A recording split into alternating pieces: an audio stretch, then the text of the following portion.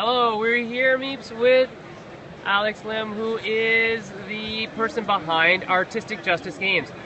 We're at GenCon2015, and for those of you at Gen Can't, playing from home, following along, please, please, please stay tuned for more information coming from all our feeds. So, Alex, yes. What's going on with your game, sir? All right, well, the game that you see here is called Dragon Tides. So Dragon Tides is actually Bruce Lee and Brandon Lee's first tabletop game. That's first card game, official card game, board game, everything. This is their debut. Right. This is something that really meant a lot to Shannon Lee. Yeah. So when meeting her, we definitely wanted to do it justice. Now, right. Dragon Tides is a very interesting game because it's a big collaboration. Greenbrier Games helped us do the miniatures for it. Right. And they look beautiful. And then we had the creators of the gameplay for Sentinel Tactics, which is Kevin G. Nunn and Yep. Luther Bell Hendricks. They are the ones that did the gameplay for Dragon Tides. Right. So it's definitely a solid game. Right. So now, it's not just taking a license, sticking the game under it. No, You no. guys built this with love. Yes, and respect in mind for one of the... Oh, for those of you who don't know, Alex and I are Chinese, and this is, one of our cultural national heroes, obviously, right? Absolutely. But not only Bruce, Brandon Lee, yes. and this is a big deal because he's finally in the spotlight as well. Right. Not just as a crow, but actually a character that uses the martial arts ability that he did. Right. So, Dragon Tides is very unique because it's a 1 to 5 player game. Okay, you could play as someone as a GM, taking care of all the henchmen and bosses and whatnot, or you could be full co-op. But the main thing about it is it's an action movie come to life. Okay. So based on that it plays like a choose-your-own adventure where it's story-driven. You have 2 movie books in here. Each movie has about 13, 14 scenes. So this right here is one of the scenes in the game. Okay, so you're playing through the scenes. You're playing through a narrative that gives you a scene setup. Depending on how good or how bad you do, you go to another narrative, wow. which is a different scene setup. So right. It's not like, oh, I lost, I'm dead. Right. It's actually... your next challenge will be different. It'll be different because it leads up to, as all action movies do, a final showdown with the boss. Okay. So what you're doing is, as you progress, you're strengthening or weakening the organization, the Tiger organization, right. who you'll fight in the end. So also, there's a lot of interaction in the game. Mm-hmm. There's a lot of martial arts predicting moves and whatnot, as well as every character has their signature move. We have 8 characters that come in the box. Right. And so you got... Yeah, we have Brandon. We got Bruce. We have Victoria Jovovich. We have Luke Elba, and right here you have Ivan Castle right over here, which is kind of like your Dolph Lundgren character. Yeah. Your Goliath, which is like Bolo. And we have Tiger Ip, which is like your Donnie Yen, yeah, right? Yeah. And then we have Train Wong, which is a play on Jet Li's character, right? Good. So you could cast them any way you want. So, if you want, Bruce could be the bad guy, but you really don't want that, right? No, let's not make Bruce bad. But you can have some of the other characters be good guys too. Right. And it's not all just beat the other player and that's it, beat the other enemies and that's it. You have some scenes that are like covert. Right. You have some scenes that you have to decide, do I just sneak in, go incognito, or just break down the door and guns blazing. Right. You have scenes that you got to rescue a hostage, or you're trapped in a crate going down a conveyor belt into like a So shredder. who wrote all the stories?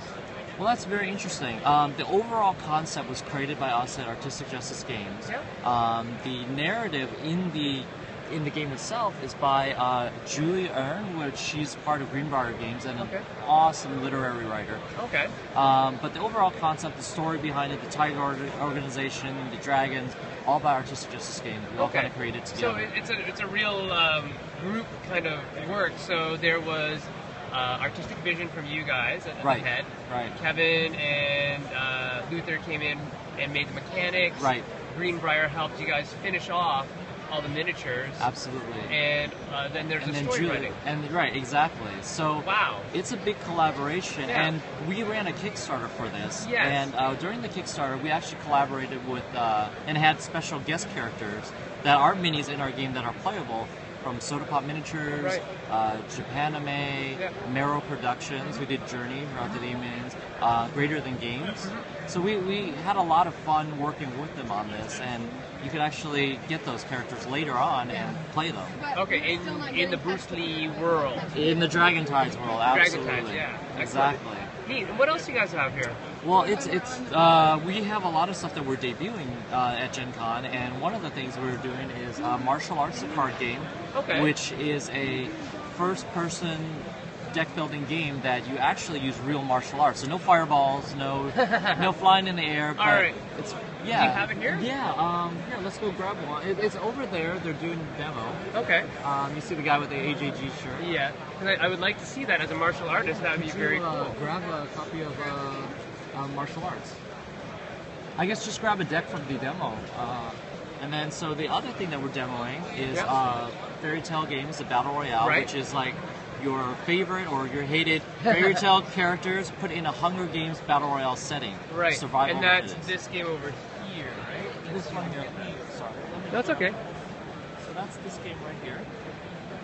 Right, and that also has bunches and bunches of miniatures, right? Right. The Excellent. miniatures come separately, but we have like 6 boxes. Okay. Right? So there are different factions. Different factions. These are the different Children characters. of Magic. Children of Magic. So this one has like your Alice in Wonderland, your Pocahontas, King Arthur. It's our versions of them. Right, okay. And they're playable in the game, but the great thing about our miniatures is that if we have a lot of editions coming out. We have a horror edition, steampunk, we have zombie edition. Right. We even have spin-off games like Trinity Ball. It's like a cutthroat soccer, Right. which you could use the same minis. So when you get the minis, you get more bang for your buck. It's not just like one-time deal only. Right.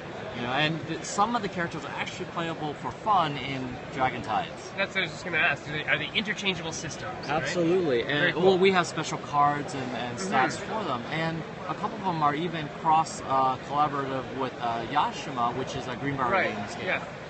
And so here's one of the 4 pre-constructed decks in the martial arts game. This one's called Umi and the Blade. Each deck is a different style. So we have boxing, Muay Thai, Jeet Kune Do, Wing Chun, and this one is karate and Aikido. So they're. You need to make one with Brazilian Jiu-Jitsu. That is season 2. We're gonna have a Okay. Kickstarter end of the year or beginning of 2016. Okay. And we're gonna have Tai Chi. We're gonna have Shaolin. We're gonna have Drunken Fist, Brazilian Jiu-Jitsu, and more. Awesome. So the cards are here. Let me. So here's some of the artwork. There's a lot of different styles. This one, like I said, is Aikido and karate.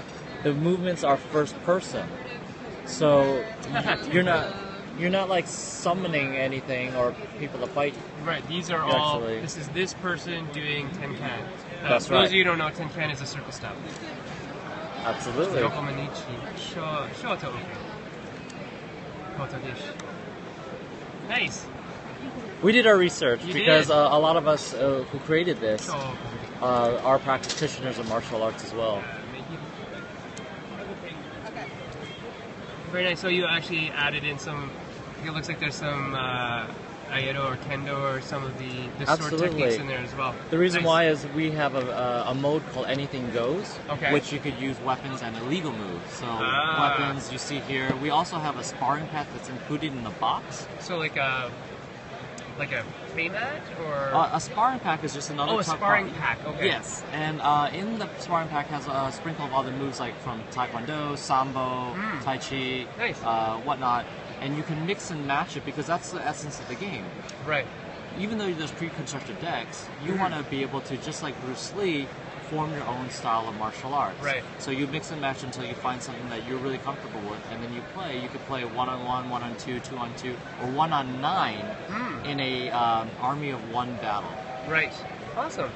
So, tell me about your Kickstarter and the issues that arose, because I think that kind of went down not the way you wanted it to, obviously, and there were issues along the way. Of course. We had run several Kickstarters. The first Kickstarter that we ran was the martial arts, the card game, and this was a lot different because it was our first game. I had no idea how to run a Kickstarter. I was just trying to grasp the backers, what they wanted. Because you could have a great game, but if you don't really reach out and you're not able to touch the backers, it's a hard, it's a disconnect. Right. So when we did this, it's amazing. It took almost, or maybe even 2 years to produce one card game. And that in this field is like crazy. And the reason why is we had struggles with some of our artists. Amazingly, we had artists that plagiarize work. They would, because a lot of the artists we work with are international. Right. And I have currently on our team 80 artists that work under us. Right. Internationally, overseas. And during Martial Arts the Card Game, we had a couple that plagiarized. What they did was they took magazine covers and they just colored them in. Oh. But it looked so good. But all of a sudden, we saw one piece of artwork that was the iconic Muhammad Ali scene. And I was like, wait a second here. So we blew it up in Photoshop, and it was like, wow, you could still see the magazine underneath. Oh, no. So the guy didn't even, try to fix that. And then it was really complicated. We found other artists, and a couple of them actually passed away because of the tsunami. Oh, wow. It was very disheartening, and there's just a lot of bumps in the road. But because of them, we learned, how to manage this correctly. We learned how to do production better, become more efficient. Right. So as each Kickstarter came along, we learned a lot, and we have to thank Greenbrier Games a lot, right, because with their collaboration, we were able to get to where we are now. Now we have a momentum going where we're fulfilling all of our Kickstarter projects, right, and we're meeting a lot of great people. This industry, that's the best thing about it, is this industry is not like others where it's really cutthroat, it's all business. Other developers, other publishers, they're more than happy to help out, and not just because they're looking for a collaboration. It's because they genuinely want this industry to grow. Yeah. And so that's one thing that we're so thankful for. Yeah. And so Greenbrier, I remember watching this very carefully. I'm friends with Kevin. Sure. Watching this one carefully, and the miniatures were the issue, weren't they? Or one of the issues that was holding... For Dragon Tides? Was it Dragon Tides? Or Fantasy? Miniatures haven't been a issue for us because Greenbrier has had so much experience with Well, it. that's what I mean. That Greenbrier was doing the miniatures for you. And that was what helped you get through it all, right? Oh, okay. I understand what your question. Yeah. No. It's day 4 GenCon, so. Woo. But no, in the beginning, in the Fairy Tale games, yes, Battle Royale, we had set up a lot of stretch goals, and because Kickstarter was a little different at that time. Kickstarter was more about you really want to support an idea. You don't need to have like a final product and all polished and everything. It wasn't a commerce. It was more of, just a support. And that was really great because we had a lot of backer interaction, which helped grow the Kickstarter campaign. And not just the game itself, but it really pumped up a lot of people who loved the theme. And we started knocking off stretch goals left and right. Our final stretch goal was 40 miniatures. Right. And we knew about miniatures in a very simple sense that we wanted just tokens, right? Yeah.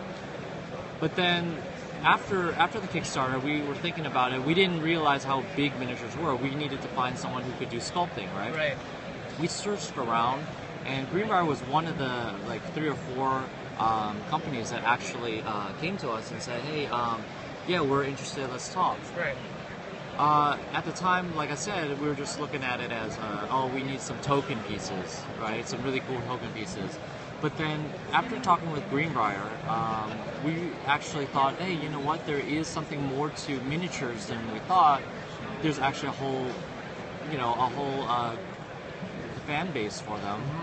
Hobbyists love them. But more than that, we can take it even further and try to do something where you can use minis in different games that you have and actually make them more useful than just a token piece. Right. They can actually be an extension of your game in a way where people could actually have a character personify them. So we're like, okay, then we need the best sculptors. So then Jeff from Greenbrier was like, you know what? you came to the right place, because we have sculptors that are really good, especially Jed as the lead sculptor.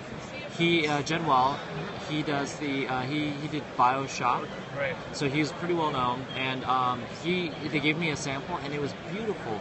They went based off our artwork, and it was just stunning. So we took that and we said, let's try it out. But through this process, Greenbrier Games actually taught us a lot, and they became our friends. And Right. We've collaborated since then on a lot of projects. Right.